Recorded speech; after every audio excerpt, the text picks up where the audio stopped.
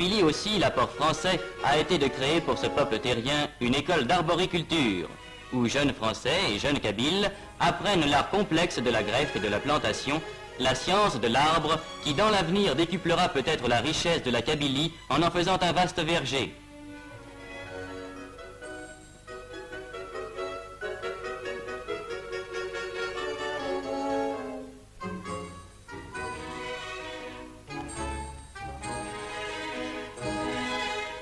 C'est près de Michelet que s'élève l'ouvroir d'Aït-Ichem, créé voici 50 ans à la demande du pacha d'Abdesselem et réservé aux fillettes kabyles. Chaque jour on les voit, ces fillettes vêtues de cotonnade à la mode du pays. Ces fillettes qui, pour la première leçon, ont appris la propreté physique, à qui l'on donne en même temps l'instruction et un métier. Car cette école, qui a fait dans tout le pays kabyle la renommée d'Aït-Ichem, est l'une des grandes réussites de l'apport français.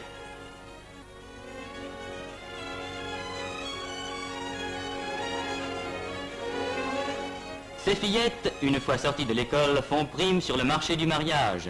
Elles parleront français et sauront, selon les meilleures techniques, tisser ces étoffes et ces tapis d'un dessin subtil et d'un art à la fois primitif et compliqué qui compte parmi les témoignages de l'art berbère.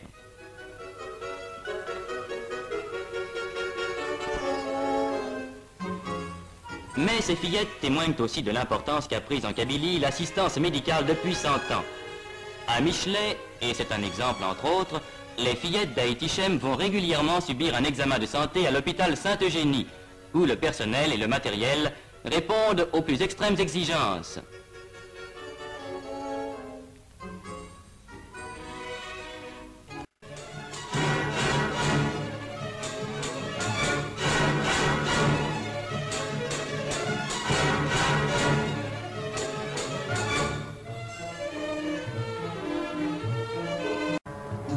Déjà, la route qui permet les échanges, qui facilite les transports, a été le premier bienfait. Le Kabyle, enfermé dans ses montagnes et qui n'avait que des sentiers, en connaît maintenant le charme et l'utilité. Grâce à elle, les voisinages sont plus fréquents, les transactions plus commodes. Au pied même du Djurdjura, le marché de Djemma a vu croître ses échanges et sa clientèle habituelle. De bien loin, grâce à la route, affluent à Djemma les bergers des montagnes et les artisans des villages. Au milieu d'une forêt d'oliviers, au bord d'une rivière qui ne tarit jamais, le marché de Djemma mêle la foule bruyante des marchés de tous les pays autour des éventaires pittoresques. Le potier y étale sa vaisselle. Le tailleur y coud son vêtement, dans ce mouvement continuel de marée humaine, au son du marteau du maréchal qui ferre des mules à grands coups.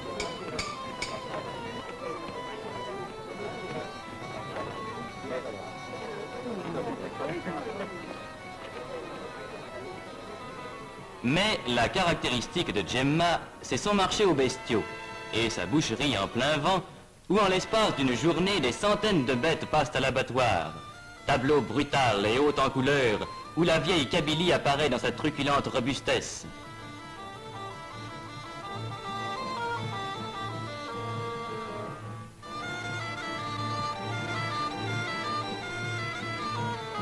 C'est là qu'avant le départ, on se régalera d'une brochette savamment découpée, savamment préparée, savamment cuite.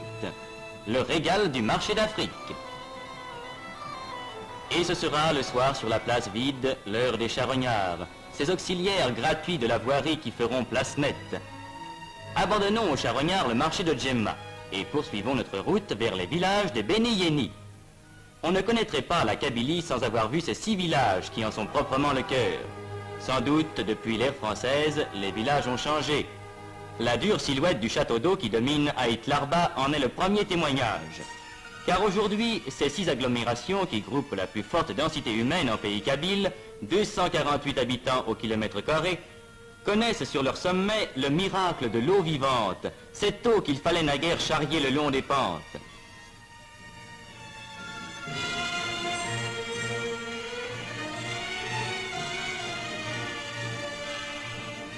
Village de Beni Yeni, le centre de l'artisanat kabyle.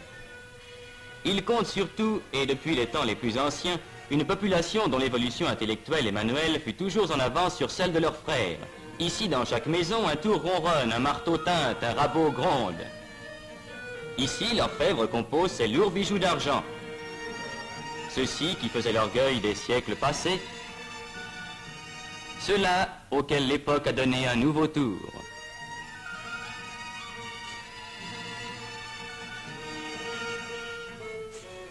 Là, l'ébéniste ajuste ses coffrets délicats incrustés de nacre ou d'ivoire, dont les dessins gardent le caractère d'un art particulier resté pur des apports étrangers.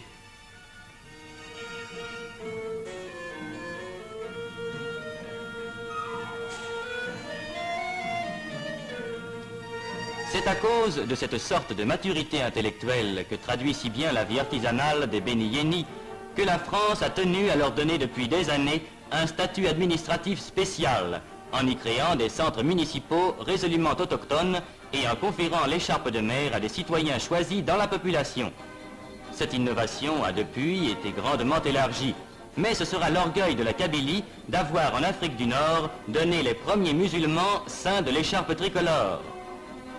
C'est ainsi qu'on peut voir, comme au centre municipal de Tassaf Tougemoun, autour de son maire revenu de Paris après y avoir travaillé des années, un conseil municipal uniquement composé d'enfants du pays, examinant avec compétence les affaires de la commune, réglementant, décidant et statuant avec l'autorité sur l'administration communale.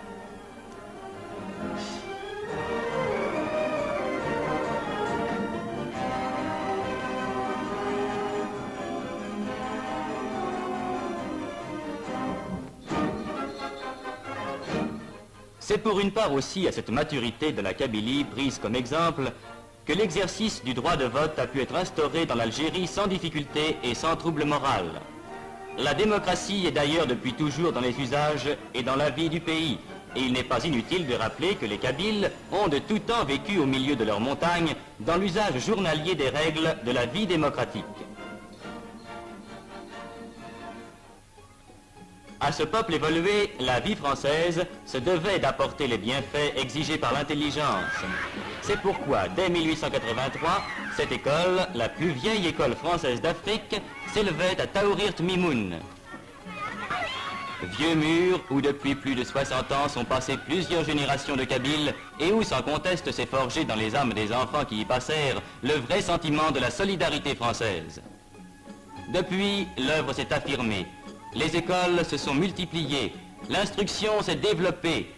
Déjà, la Kabylie fournit des instituteurs, et il n'est pas rare de rencontrer parmi eux des ménages d'instituteurs, lui kabyle, elle française.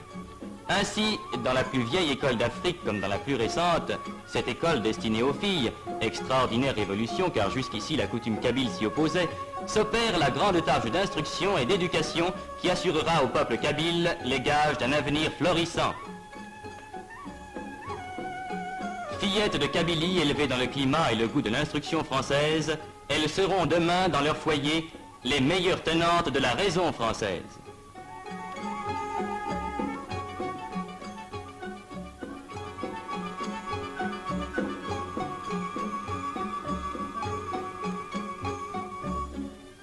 Maintenant, sur cette route qui gravit toujours la montagne, quel dernier spectacle réserve la Kabylie? La végétation se fait plus rare. L'empire du roc et de la pierre nue s'affirme.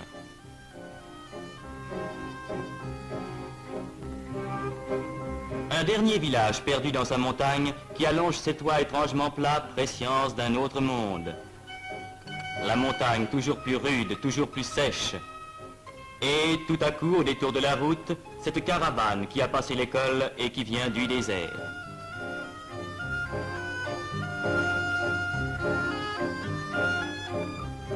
Un cèdre soudain poussé en plein rocher et dont la présence signale que nous arrivons à l'altitude de 2000 mètres. Maintenant, c'est seulement le silence, la fin de toute vie, la haute solitude. Nous sommes aux confins du pays kabyle, le Djurdjura bord l'horizon, au-delà commence le sable, le pays sans vie, le grand désert.